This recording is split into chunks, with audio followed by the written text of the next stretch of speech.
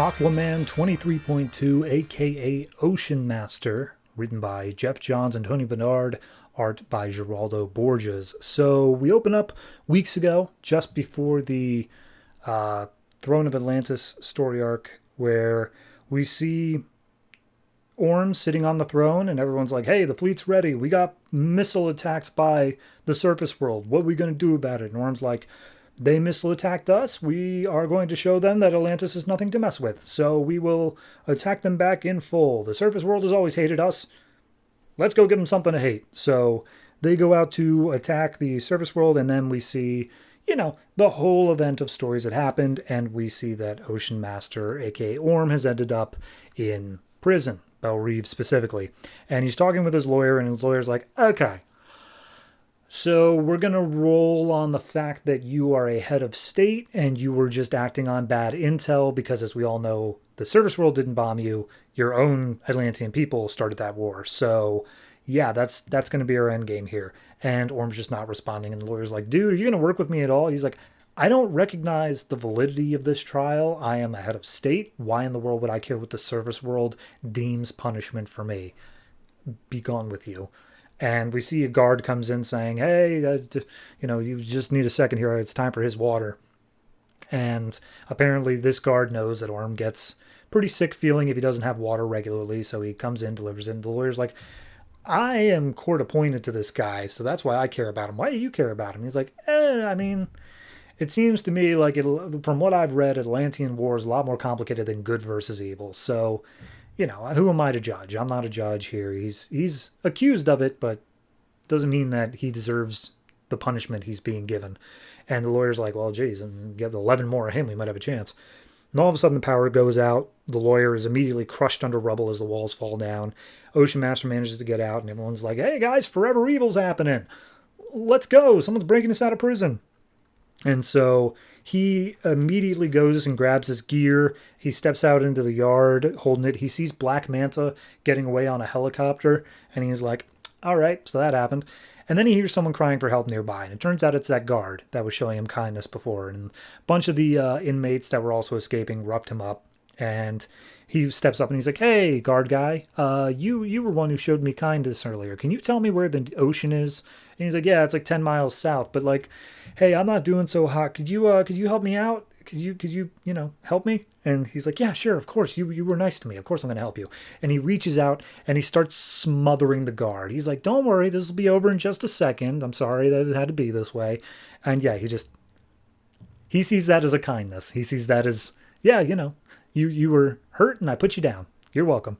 So he starts walking down the road and he remarks on how tedious it feels of just having to walk the whole way. We also see what I believe is a glimpse of Ultraman flying up and moving the moon into place. It's beautiful little touches that tie it into exactly where the timing is for everything.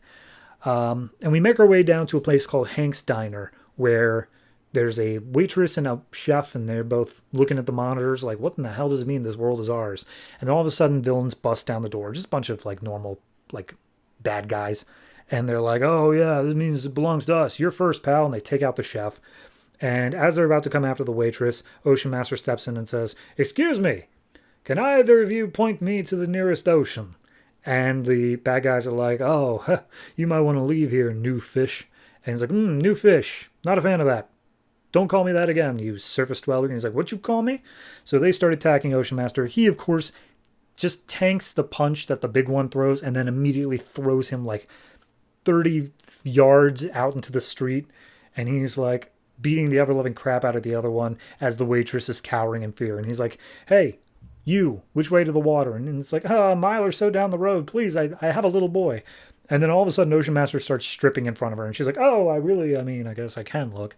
And Ocean Master says, yeah, okay, look, I need to get changed back into my royal equipment. I'm going back into Atlantis. I'm getting out of your dirty-ass world with your toxin-filled air, and the way you treat the world is disgusting, and I hate it so much. Seriously, you guys suck. And so he goes and leaves, and he's like, yeah, perhaps now they will think twice about attacking the King of Atlantis. And the woman follows, and she's just like, wait, hold on. I have a son. His name is Tommy. He's with the babysitter tonight. If all this world stuff's going to hell, I could really use your help to save him. And he's like, don't care. Not my problem. And they just keep on making their way further and further into town. And she keeps on pleading in all these different ways. And she's like, oh, please, he's only 8. And he's like, when I was 8, I was already learning how to fight. He should be doing the same. What the hell is his problem? Anyway, again, not my problem, lady.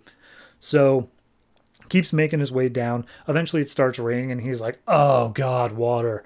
Oh, I needed this. This feels good. And then all of a sudden the woman who's been following this whole time, they get to the babysitter's house and they see Tommy and the babysitter are basically being beat up by some bad guys outside. She runs in trying to help. She calls back to Ocean Master like, wait, please, you have to help. Don't let them hurt my son. And he's like, again, I don't care. I can literally see the ocean from here. Bye. And she's like, well, what was the point of even saving me? Like, what kind of man are you? He's like, not a man. Atlantean. Totally different. Peace. So he makes his way out into the beach. He starts diving into the ocean. We hear the mother's screams behind, as well as Tommy yelling for his mother. And he just gives one glance back and wholesale just dives into the ocean with a sploosh.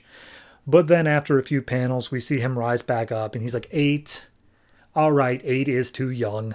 And so he goes back in seemingly to save the woman and the child. And that's where it ends. I think it's solid. I think much like the Black Manta tie-in last week, or was that the week before? I can't remember. It does a great job of feeling like, okay, it's matching up with how the book is laid out, how the Forever Evil events are happening. You can see the point where like Ultraman starts the eclipse. You can see like how all these things tie in to each other time-wise. But on top of that, it gives some depth to the character of Ocean Master that, while I do think it was there previously because we had a whole arc with him, I think it gives that little extra moment where it shows like he's not good or evil. He's got a completely separate morality that we as humans just can't understand. And while there is some overlap of like, you know, he understands basic kindness and such, he doesn't repay it in a way that we're going to understand that either. So like 8 being too young for this kid just happens to be a place where, yeah, it lines up and he's going to do the right thing. But we don't know what the right thing would even be here. It might be that he just straight up kills all of the people and then also the mother because he sees that as wrong. I just like how it takes the morality and skews it ever so slightly. So it's familiar and yet discomforting at the same time. Overall, art is great. Writing's great. I don't really have any issues with any of that. In terms of tie-in, it's top tier material. I would say this is probably a solid 8. I think this whenever, obviously with Jeff Johns being in charge of the event as a whole, and then also having input onto this issue, it's going to be much better done than otherwise, but I think that it is a better tie-in than not. So yeah, 8 for this.